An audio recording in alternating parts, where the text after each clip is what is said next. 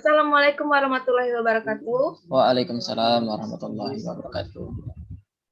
Salam berbahagia untuk kita semua. Pertama-tama, perkenalkan nama saya Amira Febrianti, selaku moderator dalam presentasi ini, dan sekalian rekan-rekan saya yakni Saudara Rizky Putra, M. Gadingsyah, dan M. Rizky Wahyudi. Di sini kami akan mempresentasikan mengenai cara instalasi Windows 10 dengan bootable. Tanpa banyak basa-basi, saya perkenalkan Saudara Rizky Putra untuk menjelaskan cara instalasi Windows 10 dengan bootable. Dipersilakan.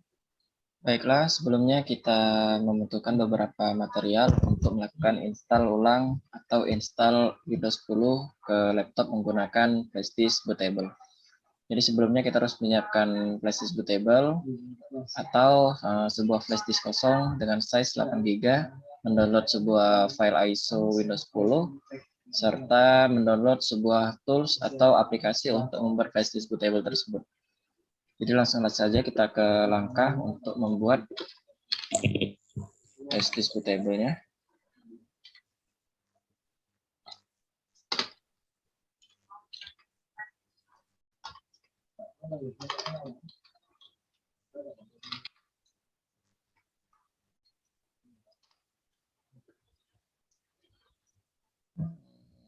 Pertama kita masuk ke aplikasinya.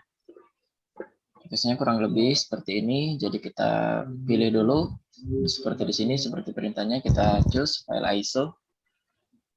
Kita pilih file ISO yang sudah kita lakukan download tadi. Ini file ISO yang sudah kita download sebelumnya. Kita next. Kita use USB karena kita menggunakan USB. Nah, menggunakan ini saja kita bikin copy. Ini sesuai dengan flash disk kalian masing-masing. Jadi kita hapus dulu data-data yang ada di USB. Langsung saja kita melakukan sebuah proses pembuatan flash disk bootable.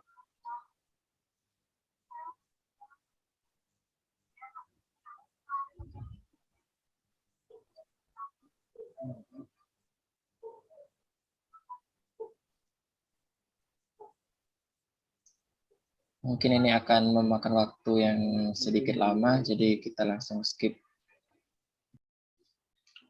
Jadi kita masih menunggu proses pembuatan flash disk bootable-nya. Memang memakan waktu yang agak lama. Bersabar, ini ujian.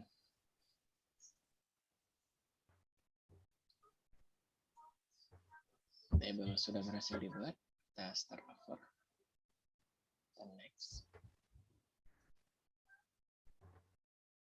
Oke, sudah berhasil dibuat. Nah,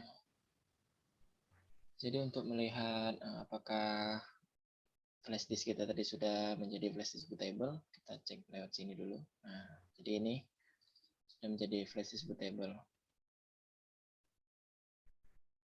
Baiklah, kita lanjut ke proses untuk instalasi Windows 10-nya. Jadi sebelumnya kita harus mengubah dulu BIOS yang ada di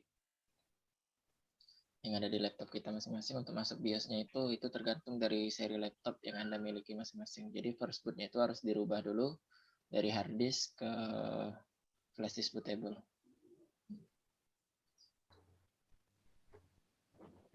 Nah, baiklah, setelah kita rubah di BIOS tadi dan kita lakukan restart ke PC-nya, maka akan tampil tampilan seperti ini. Ini adalah tampilan awal sebelum kita melakukan install Windows 10 di laptop. Jadi untuk langkah-langkah dan tata cara pengerjaan atau tata cara instalasi Windows 10 ini akan dipandu oleh saudara kita, Muhammad Rizky Wahyudi. Waktu dan tempatnya kami persilahkan. Terima kasih, Saudara Rizky. Sekarang saya akan menjelaskan tahap instalasinya. Oke, di sini kita bisa memilih bahasa ya. Kita default saja pakai bahasa Inggris. Kemudian next.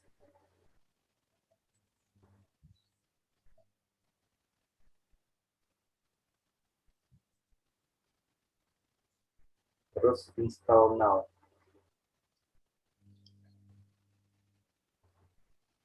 Kita tunggu. Ini mungkin memakan waktu ya.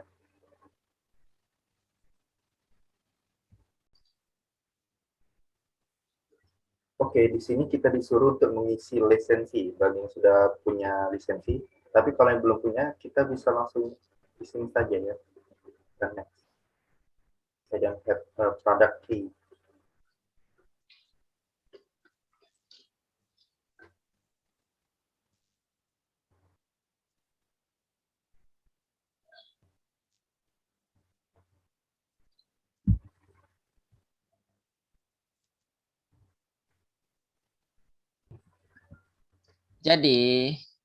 Jadi kita di sini disediakan beberapa pilihan dari produk Windows.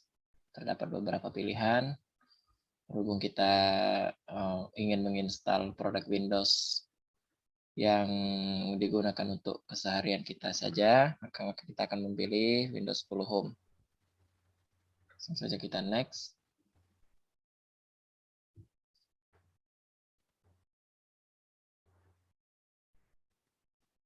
Nah, bisa dilanjutkan untuk Saudara Rizky Wahyudi penjelasannya di sini. Jika kita ingin membaca tulisan ini ya silakan, tapi itu memakan banyak waktu. Jadi kita langsung klik di kotak di bawah, I accept the license terms. Yang artinya kita setuju dengan peraturan-peraturan yang dikeluarkan oleh Windows. Kemudian kita klik next.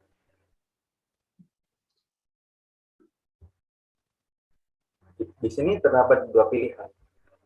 Kita yang di atas itu untuk upgrade, seandainya kita mau install ulang, tapi file kita tidak hapus, ya kita pilih ini.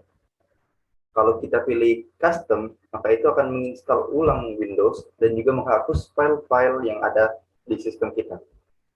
Yang kita ingin praktekkan di sini ya yang di sini, custom install Windows.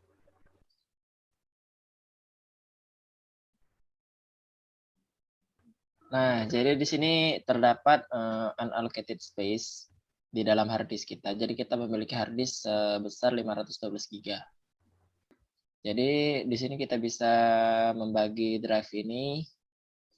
Misalnya ini kan drive-nya ini kosong dan belum teralokasikan untuk penyimpanan yang manapun. Jadi di sini kita bisa buat baru di sini.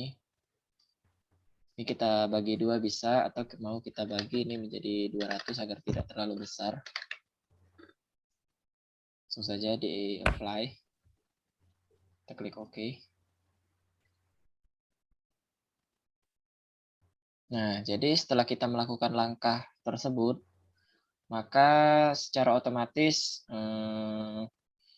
penyimpanan ini akan terbagi. Jadi yang primary ini nantinya akan menjadi disk C, dan yang ini bisa nanti kita buat D, atau kita bagi lagi menjadi E, F, dan seterusnya. Kita jangan lupa, jangan klik yang ini, kita klik yang ini. Karena ini yang kita klik ini akan menjadi file C nantinya di laptop kita. Jadi file-file seperti aplikasi dan beberapa program yang kita install di laptop kita nanti akan tersimpan di penyimpanan di folder C ini. Kita klik next. Nah, silakan dilanjutkan untuk penjelasannya, Bapak Rizky Wahyudi. Kita tunggu proses instalasinya. Dan ini membutuhkan waktu yang banyak ya, atau lama. Jadi kita harus bersabar. Baik. Ini sudah hampir 100%. Kita tunggu sebentar lagi. Ini sudah 100% ya guys.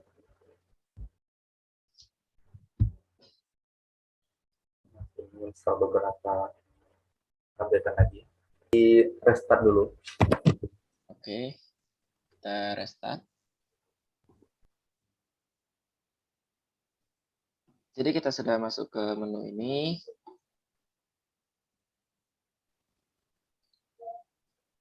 Let's start with region. This is right. Nah, jadi di sini kita akan memilih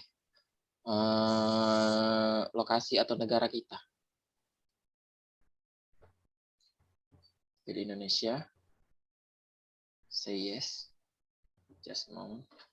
Nah, jadi di sini kita sudah masuk ke fitur pemilihan untuk keyboard layout. Di sini bisa dijelaskan untuk apa ini kita pilih untuk beberapa keyboard layout ini. Kita pilih yang mana kira-kira yang biasa dipakai di Indonesia. Biasanya tiap negara itu mengeluarkan, tidak semua sih.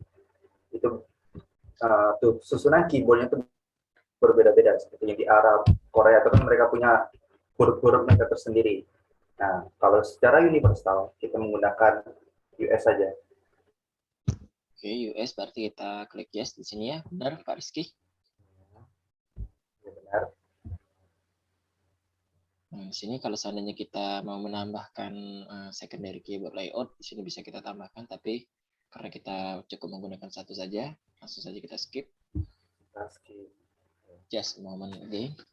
Nah, jadi kita sudah masuk ke menu untuk memberikan nama dari PC atau laptop yang akan kita gunakan. Next.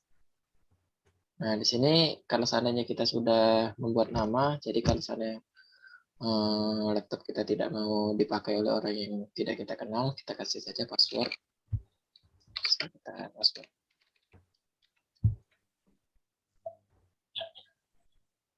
Nah, confirm passwordnya. Ulangi lagi apa yang kita ketik. Next. Jadi di sini terdapat pertanyaan untuk keamanan. Yang pertama misal siapa nama peliharaanmu. Misal kita tulis aja seandainya Amel peliharaan kita kan.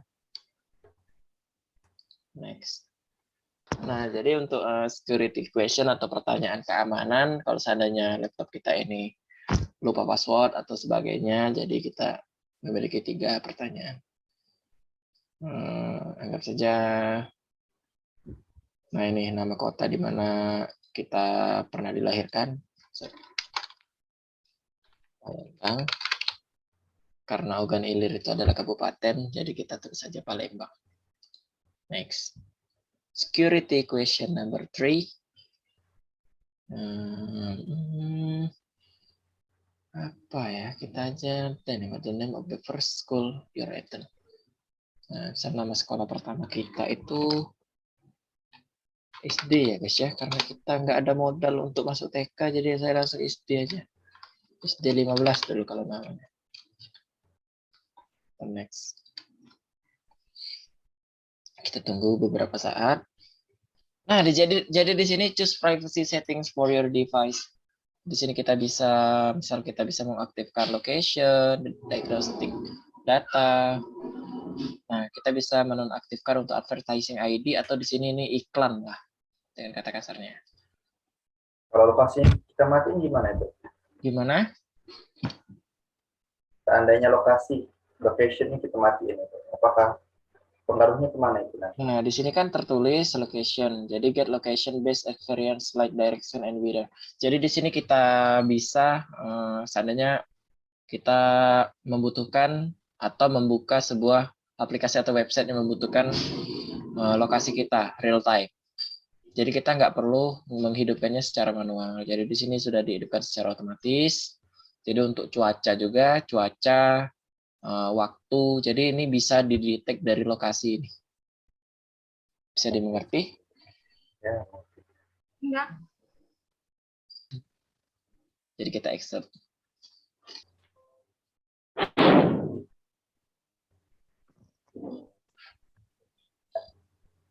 Sepertinya karena kemarin sudah pernah kita coba sebelumnya dan email sudah pernah kita masukkan, jadi tidak perlu lagi untuk menginputkan ulang email atau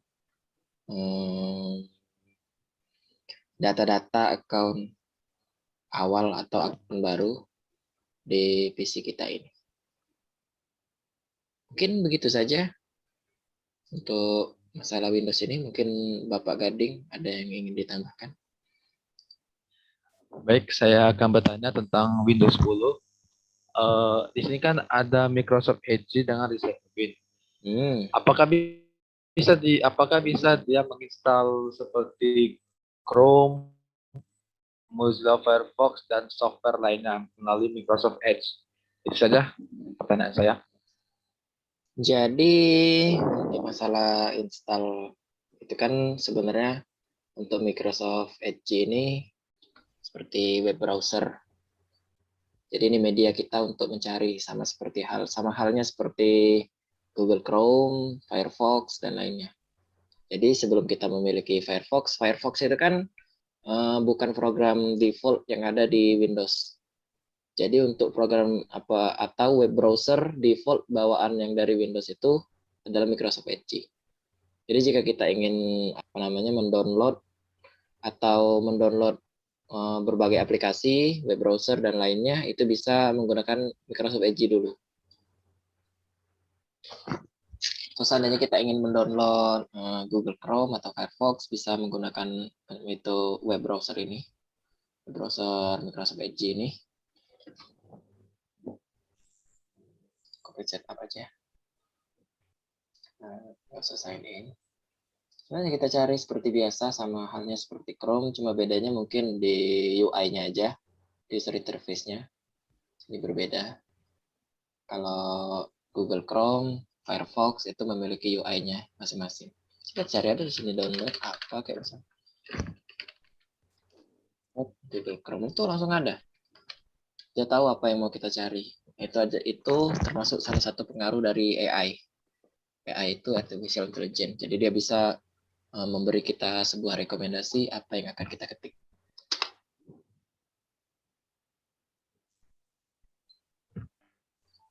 Nah, jadi di sini kita bisa melakukan download tuh kan, itu web browser. Bisa kita cari. Mungkin itu aja. Ada lagi yang mau ditanyakan, Pak Sagading? Baik, tidak ada. Itu saja dari saya pertanyaannya. Sekian, terima kasih. Nah, jadi kurang lebih begitulah cara pembuatan flash disk bootable. Terus bootable tersebut dapat digunakan untuk menginstal ulang atau menginstal Windows 10 di laptop. Saya kembalikan ke moderator, Pak Amel Febrianti. Rangkaian presentasi diskusi telah selesai. Terima kasih teman-teman yang telah ikut berpartisipasi dalam presentasi ini. Demikian akhir presentasi dari kelompok kami. Semoga bermanfaat untuk kita semua. Semoga apa yang disampaikan barusan menambah wawasan kita tentang pengetahuan ilmu komputer. Terima kasih atas perhatiannya. Kurang lebihnya mohon maaf. Wassalamualaikum warahmatullahi wabarakatuh. Waalaikumsalam warahmatullahi wabarakatuh. Waalaikumsalam warahmatullahi wabarakatuh.